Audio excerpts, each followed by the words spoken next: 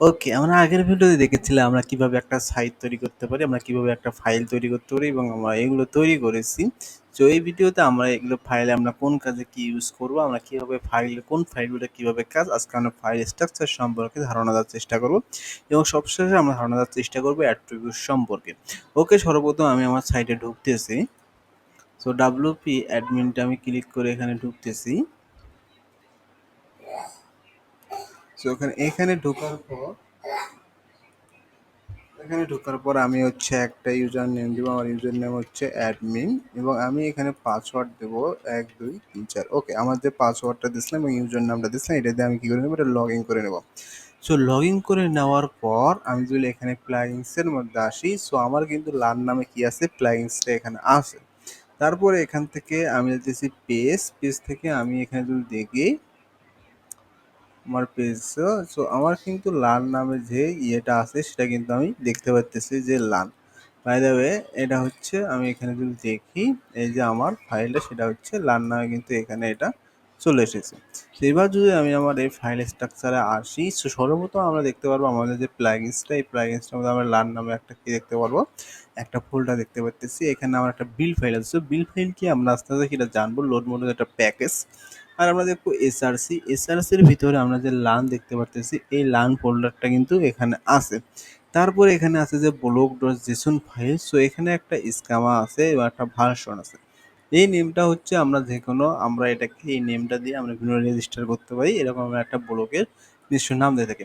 এরপরে আমরা কি দিতে পারি, এপে ভার্সন একটা আছে, আমরা এটা কোন ভার্সন ইউজ করতে পারি, আমরা আস্তে আস্তে ভার্সন তখন আপডেট করবো, এই বিষয়ে ধারণা দেওয়া হয়। তারপর হচ্ছে টাইটেল, আমরা চাইলে এটা যে কোনো একটা টাইটেল দিতে পারি। তো আপাতত আমরা এখানে দেখতে পাচ্তেছি যে আমাদের যে ব্লগটা আছে এর টাইটেলের নাম হচ্ছে কি সিম্পল দেওয়া ছিল, বা আপনাদের যে কোনো একটা নাম দেওয়া থাকতে পারেন। তো ব্লগটার থেকে আমরা এখানে যে কোনো একটা নাম দিতে পারি, যেমন আমি একটা নাম দিতেছি লান, অথবা আমি একটা নাম দিতেছি দিতেছি যে হ্যালো।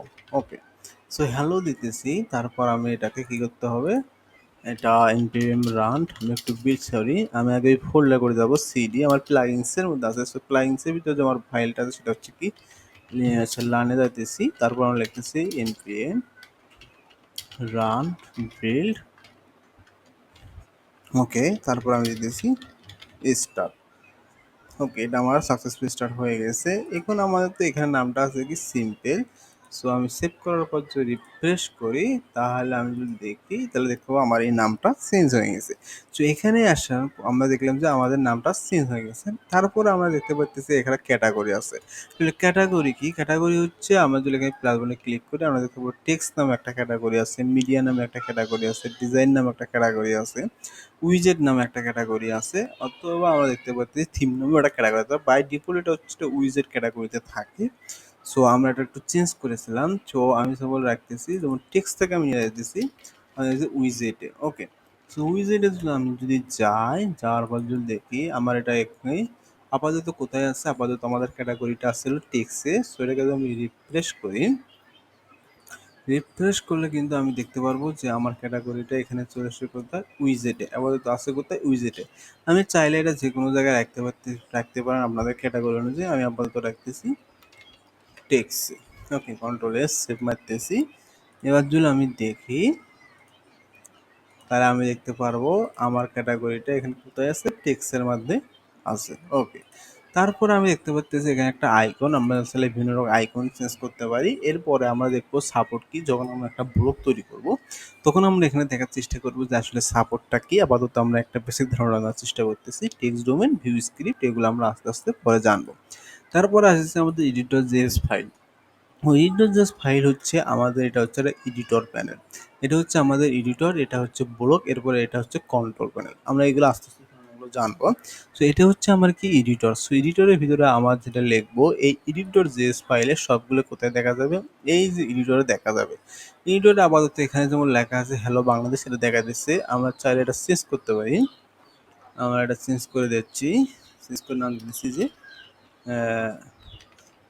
Hello learn editor. ওকে, সো দেওয়ার পর এখন যদি আমি এটা এখানে আসি, আসার পর কি করে এটাকে রিফ্রেশ করি, তো আমি দেখতে পাচ্ছি যে হ্যালো লান এডিটর এটা কিন্তু চলে এসছে। এটা কিন্তু এসেছে হ্যালো লান এডিটর, এটা কিন্তু আমার এখানে অটোমেটিক চলে এসছে। এডিটর যে ফাইলে আমরা যেটা লিখবো সেটা কিন্তু চলে না, যদি আমরা কিছু লিখি, যদি আমি সেভও করি, দেওয়ার পরে যদি আমি এটা এখানে আসার পরে রিফ্রেশ মারি, তাহলে দেখতে পারবো আমার এডিটরে এটা যোগ হয়ে গেছে। তারপরে আমরা যদি আসি এখানে আমরা দেখতে পারবো এডিট ডট সিএসএস, এখানে আমরা সিএসএস গুলো লিখতে পারি।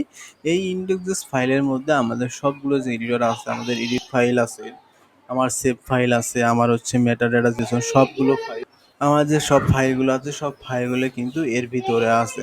তারপর আমরা দেখতে পাচ্ছি এখানে আছে আমার সেভ ডট জেএস ফাইল। তো সেভ ডট জেএস ফাইলটা হচ্ছে এটা, সেটা হচ্ছে এটা হচ্ছে আমার এডিটর। তো এই এডিটরের বাইরে আমরা যদি এটা হচ্ছে ওনাকে কি এডিটর ধরি, এবং এই যে আমরা এডিটরের যে ফন্টেনটা দেখতে পাচ্ছি এটাকে আমরা সেভ ডট জেএস ফাইলে যত কিছু লিখবো সব কিছু কিন্তু এই কি থাকবে, এই ফন্টেন্টে দেখা যাবে। যদি আমরা সেভ ডট জেএস ফাইলে কোনো কিছু লিখি, যেমন আমি এটা চেঞ্জ করে যেমন লিখতেছি যে আই অ্যাম ফন্টেন, ওকে লিখতেছি।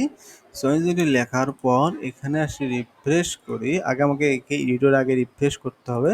সো রিফ্রেশ করে লেখা থাকবে প্যাটার্নটি রিকভার। সো এটা প্রথমে একটু দেখাবে যখন আমরা সেভটা যখন কোনো কিছু চেঞ্জ করবো তখন আমাদের এই লেখাটা দেখাবে, আমরা এটা ওকে করে দেবো। দেওয়ার পর সেভ করার পর এখানে যদি রিফ্রেশ করি তাহলে আমার লেখা আছে আই অ্যাম ফন্টেন। ওকে, তাহলে আমরা সেভ ডট জেএস ফাইলে আমরা যেটা লিখবো সেটা কি দেখা যাবে, এটা দেখা যাবে মানে ফন্টেন্টে দেখা যাবে। এরপর আমরা যে কোনো একটা ক্লাস ধরে আমরা কি করতে পারি, এই এডিটর স্কেচের মধ্যে আমরা যে কোনো ডিজাইন করতে পারি। যেমন আমার এডিটর জেস ফাইলে আমি একটা H1 দিলাম। তো সাপোজ আমি এটা ডিলিট করে দিচ্ছি। আমরা আস্তে আস্তে বিষয়গুলো দেখো যে এডিটর জেসে কি হয়, এডিটর সিএসে যেমন আমি এটা দিতেছি। তো আগে লিখলাম যে আই অ্যাম ব্যাকএন্ড বা আই অ্যাম এরকম কিছু একটা লিখলাম আর কি, আই অ্যাম ব্যাকএন্ড। তারপর আমি একটা ক্লাস নেম দিতেছি যে ক্লাস নেম। কেন ক্লাস নেম দিচ্ছি, কারণ এটা হচ্ছে আমাদের সব কিছু হচ্ছে ক্লোনবার্গের সব কিছু হচ্ছে রিয়েক্ট হয়। সো আমি নাম দিতেছি যে টাইটেল। ওকে, টাইটেল দেওয়ার পর আমি যদি এসএসসি এখানে আসি ডট টাইটেল, কালারটা দিতেছি আমি রেড করে দেই। সো তারপরে এখানে আসি, আসার পর যদি আমি রিফ্রেশ করে দেই, সো আমার টাইটেলটা কিন্তু কি হয়ে গেছে, একটা লাল রং আছে, আমি যে কালারটা দিয়েছিলাম সেই কালারটা কিন্তু পেয়ে গেছে। তাহলে আমরা সেটা দিতে পারি। ভিউজার যেহেতু হচ্ছে আমরা বিভিন্ন রকমের কি করতে পারি, বিভিন্ন রকমের জাভাস্ক্রিপ্ট কোড দিতে পারি। যেমন এখানে আমি লিখলাম যে অ্যালার্ট হ্যালো ফন্টেন্স। সো এই যে vue.js ফাইলটা আছে, এই vue.js ফাইলের মধ্যে আমরা কিন্তু জাভাস্ক্রিপ্ট কোড লিখতে পারি। যেমন এখানে আসার পর আমি যদি এটাকে রিফ্রেশ করি তাহলে আমি দেখতে পারবো একটা অ্যালার্ট চলে আসছে। আমাদের জাভাস্ক্রিপ্টে আমাদের অনেক কোড দরকার হতে পারে, সেরকম কোডগুলো আমরা কই লিখবো, এই vue.js এর মধ্যে লিখবো। তারপরে গিট কনফিগ কি আমরা এটা পরে আলোচনা করব। গিট ইগনোর হচ্ছে যেসব ফাইলগুলোকে আমরা ইগনোর করতে চাই, যেটা গিটহাবে পুশ করার জন্য। এরপর হচ্ছে লার্ন পিএইচপি। লার্ন পিএইচপির মধ্যে এখানে কি আছে, এটা হচ্ছে আমাদের মেইন ফাইল। এখানে অ্যাকচুয়ালি দেখো কি করা আছে, হচ্ছে bill block the minified dot JS, তারপরে লেখা আছে এখানে দেখা আছে মিনিফাইড ডট জেএস, এবং আমাদের সম্পূর্ণ ব্লকগুলো কিন্তু এখানে রেজিস্টার করা আছে। সো আমরা যদি আমাদের এই প্লাগইনসটার এখানে যাই, সো এখান থেকে আমি যদি এখানে আমার প্লাগইনসটাকে আসি, তাহলে আমি দেখতে পারবো দেখো এক্সাম্পল ব্লক সার্ভিস যে ক্রিয়েট ব্লক টু, এখানে একটা ভার্সন দেওয়া, তারপরে দেখো এখানে বাই দ্য ওয়ার্ডপ্রেস কন্ট্রিবিউটর দেওয়া আছে এবং একটা নাম দেওয়া আছে। আমরা চাইলে এগুলো আমাদের মতো কিছু দিয়ে পরিবর্তন করে দিতে পারি। যেমন আমি আমার প্লাগইনসটার নাম নাম দিতেছি না, সাপোজ মনে করো আমি নাম দিতেছি প্লাগইনসটার নাম হচ্ছে হ্যালো, নাম দিতেছি কি হ্যালো। ওকে, সো হ্যালো দিলাম। এবার যদি আমি আসি আমার প্লাগইনসটাকে রিফ্রেশ করি, সো আমার প্লাগইনসটা কি হয়ে গেছে, নামটা কিন্তু চেঞ্জ হয়ে গেছে। আমরা এখান থেকে ব্লক নামটা আমরা চেঞ্জ করতে পারি ব্লক ডট থেকে, যে ব্লকের যে নামটা আছে আমরা প্রথমে দেখলাম যে আমরা চাইলে আমাদের ব্লকের নামটা চেঞ্জ করতে পারি এখান থেকে।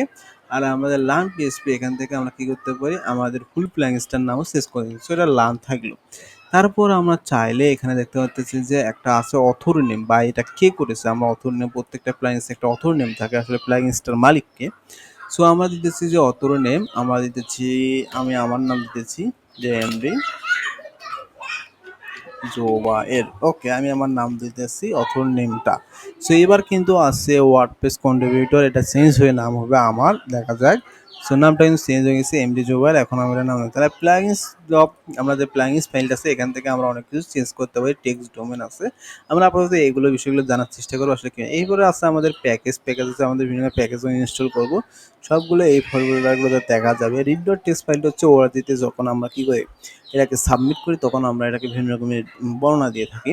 তারপর হচ্ছে ইন্ডেক্স ডট পিএইচপিতে আপাতত কোনো কিছু নাই।